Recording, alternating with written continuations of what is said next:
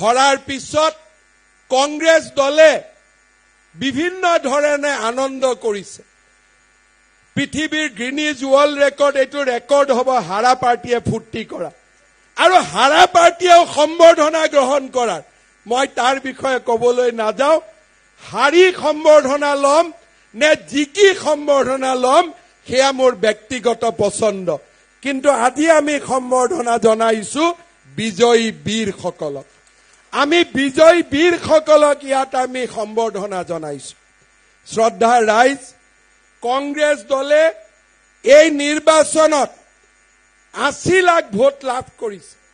কংগ্ৰেছ দল বুলি কওঁতে আমি কাক বুজো? জাতীয় পৰিষদ আৰু কংগ্ৰেছৰ সমৰ্থনত যিমান দল আছিল সকলোবিলাকক যদি আমি একত্ৰিত কৰো, এই নিৰ্বাচনত তেওঁলোকে লাভ কৰা ভোটৰ সংখ্যা আছিলে 39%। আমি 47%, তেওঁলোক 39%। কিন্তু এই 39%-এ আচল তথ্য নিদিয়ে। এই 39% তেওঁলোকে অসমৰ চুকে কোণৰ পৰা লোৱা নাই। উজনিৰ পৰা নামনিলৈ, বৰাকৰ পৰা পাহাৰলৈ, ভৈয়ামৰ পৰা ধুবুৰীলৈ তেওঁলোকে লোৱা নাই। এই গোটেই ভোটৰ 50% ভোট, অৰ্থাৎ এই গোটেই ভোটৰ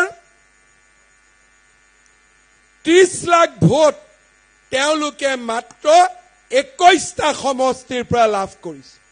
অসমৰ সংখ্যালঘু অধ্যুষিত 21টা সমষ্টিতে তেওঁলোকে পোৱা ভোটৰ আধা সংখ্যক ভোট তেওঁলোকে মাত্ৰ 21টা সমষ্টিতে লাভ কৰিছে। তাৰ মানে যদি আজি বিধানসভাৰ নিৰ্বাচন হ'লহেঁতেন, এই বিধানসভাৰ নিৰ্বাচনৰ ফলাফল কি হ'লহেঁতেন? কংগ্ৰেছ দল 32টা, বিজেপি দল 92টা।